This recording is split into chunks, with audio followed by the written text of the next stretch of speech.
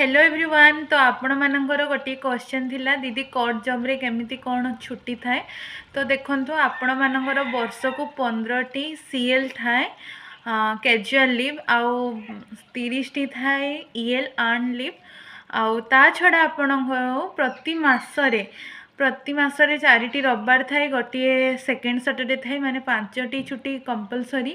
आउ जदि आपण माने 15टा सीएल को भी जदि प्रति मास गोटे गोटे भी नौछंती ना देन होची डिसेम्बर मास को आपण मानकर आहुरी 3टी सीएल रही जाइथिबो। देन 5 + 1 6टी छुट्टी निहाती रहिला आपण मानंको भाई। देन होची प्रति मासरे गोटे ना गोटे फेस्टिवल थाए माने 7टी छुट्टी मेन मानंको पई आ वोमेन मानंको पई ओडिशा स्टेट गवर्नमेंट तरफ रो गोटे एडिशनल सीएल इशू होईची जोटा कि आपण माने प्रति मासरे गोटे गोटे नहीं परिबे माने वोमेन माने 7टी छुट्टी पाई परिबे। ता छडा मु आपण मानकु कहि रखिबा को चाहे जनवरी मासरे आमर न्यू ईयर 1 तारिख दिन गोटे छुट्टी थिला।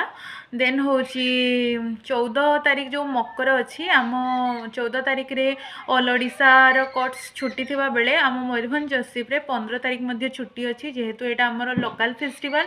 तो 2टा छुट्टी आपण माने पाइले। पुणी 23 तारिख अच्छी सरस्वती पूजा, 26 तारिख अच्छी जनवरी 26 आपणकर रिपब्लिक डे माने 5टी छुट्टी ता सहित 4टी संडे +1 सेकेंड सैटरडे माने 10टी छुट्टी आपणकर कंपलसरी रहिला। तो आपण माने एठू जानि पारुथबे।